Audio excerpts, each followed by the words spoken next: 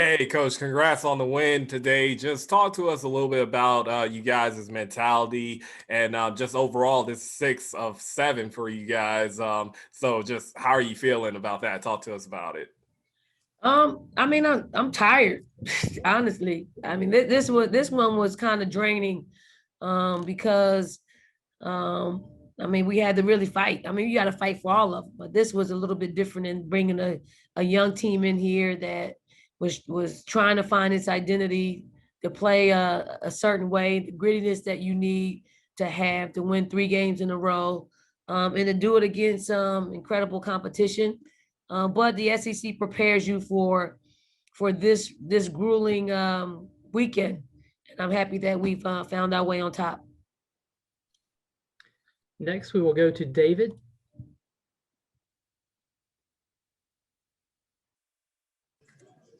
Hey, Dawn, how are Lily and Zaya? Um, um, I haven't talked to Lily or the doctors yet. Zaya haven't. I mean, she went back in the game, but she said she pulled the cramp in her leg. Tough weekend. She doesn't drink enough water. Next, we will go to Dorothy.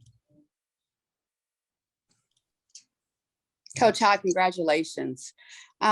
You've already talked a little bit about the historical perspective of you and Coach Taylor being Black women coaching, head coaching in the SEC. In light of the 1-year anniversary of Breonna Taylor's death this coming Saturday, talk again about the importance of what we saw today with you and Coach Taylor on the head coaching benches and what that means for Black women.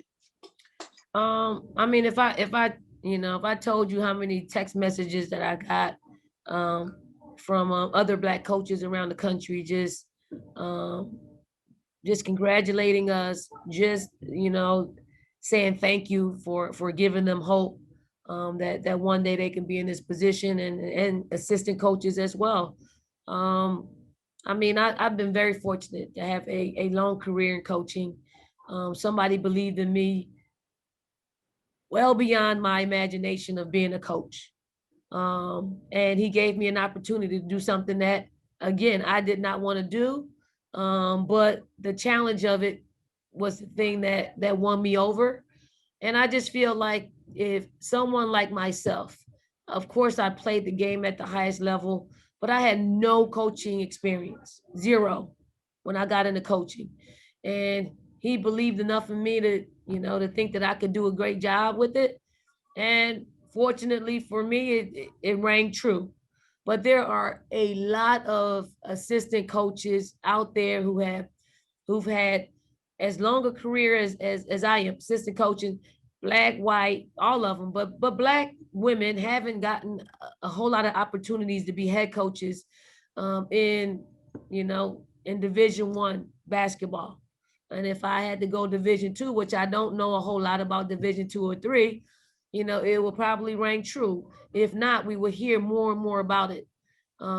Again, I'm fortunate to be a part of the SEC, in which half of the coaches were Black women coaches, and we looked like something that was very different than the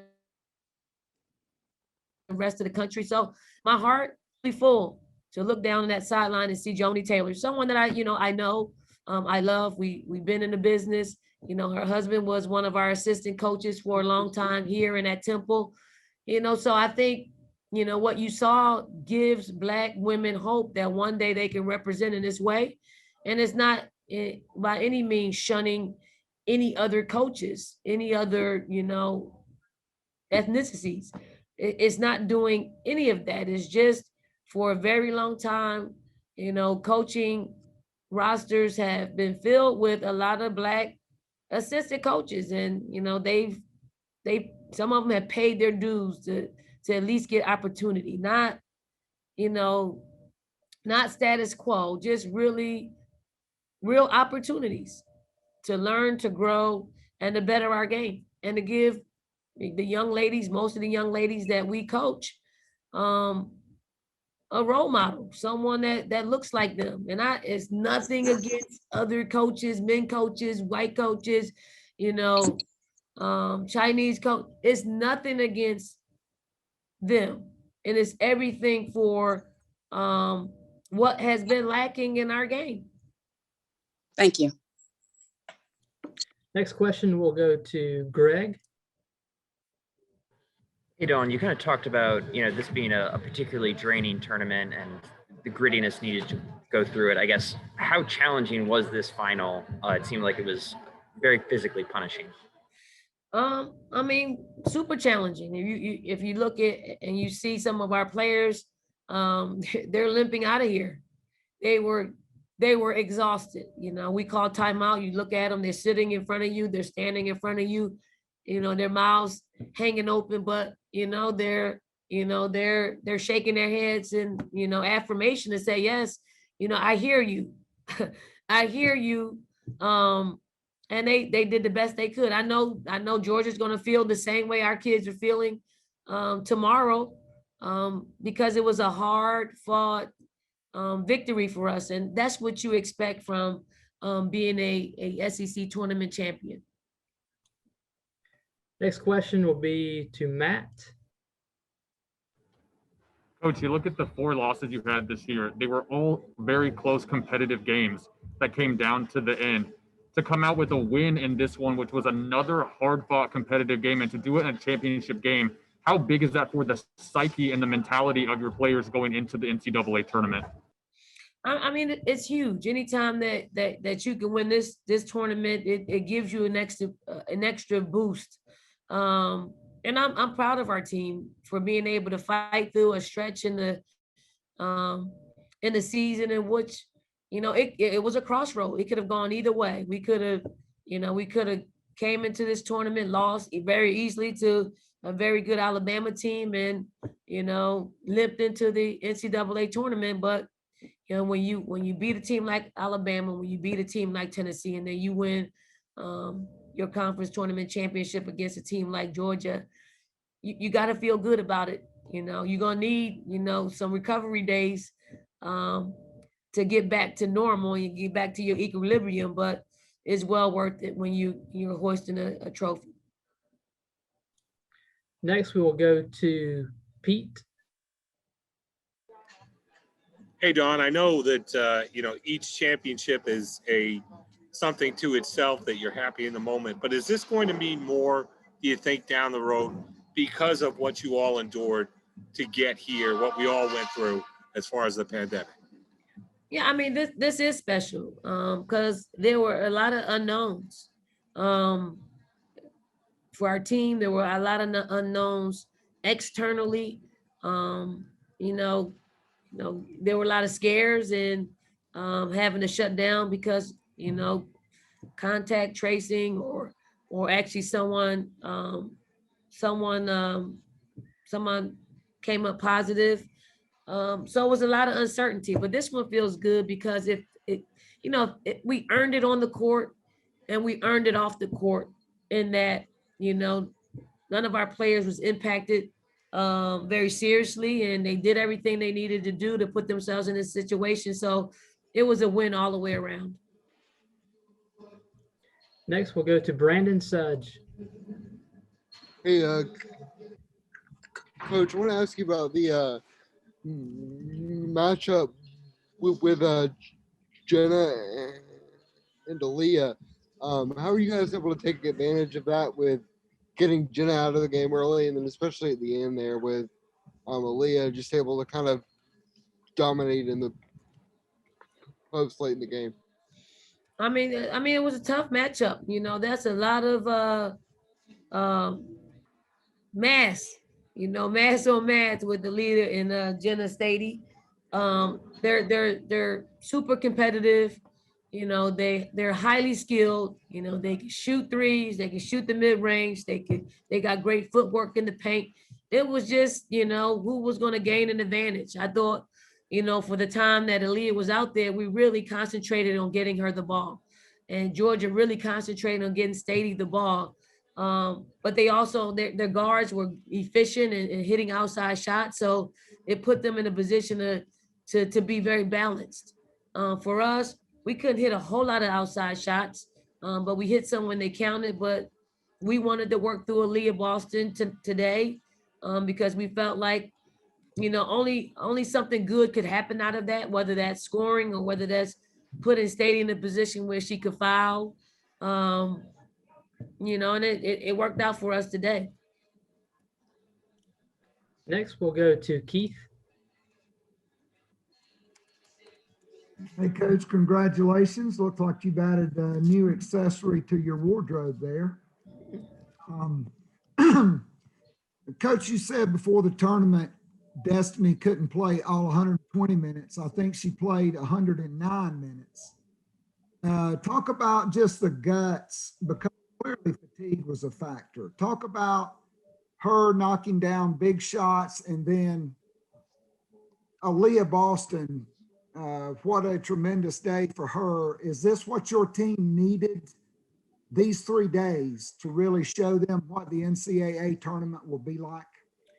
Well, I'll address Destiny Henderson, and the reason why that she didn't play those other 31 minutes. Was it 31 minutes? No, 11. She played all but 11. She played all but 11.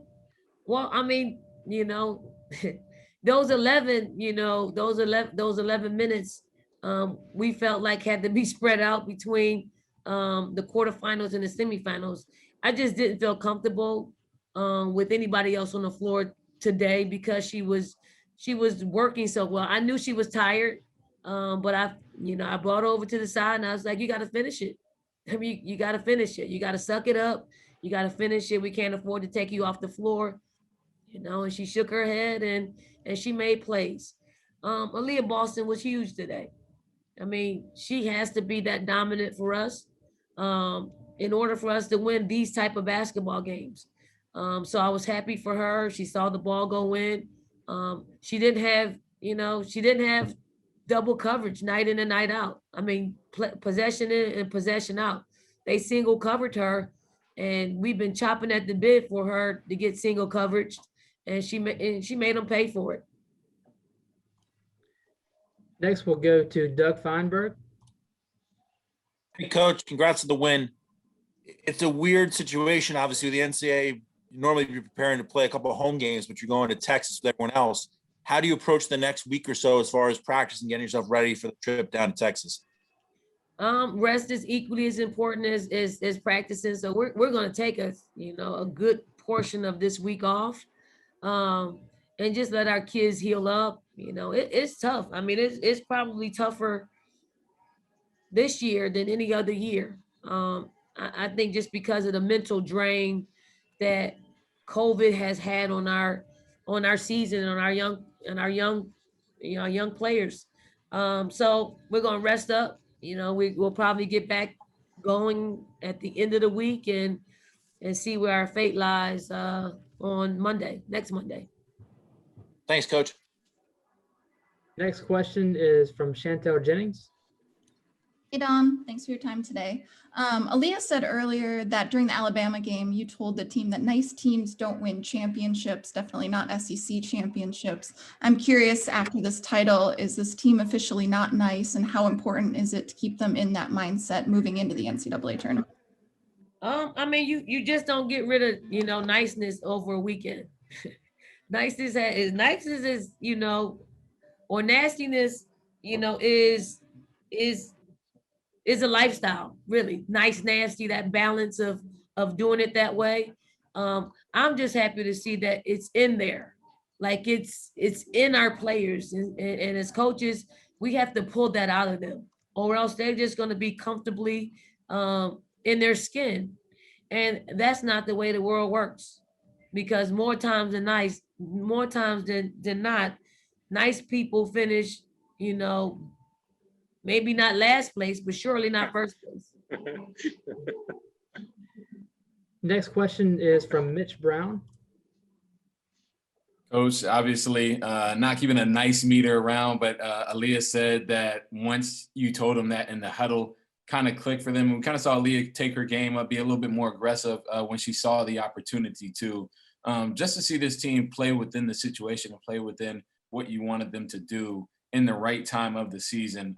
How proud are you of where they're headed and where they've come from? I'm super proud. One,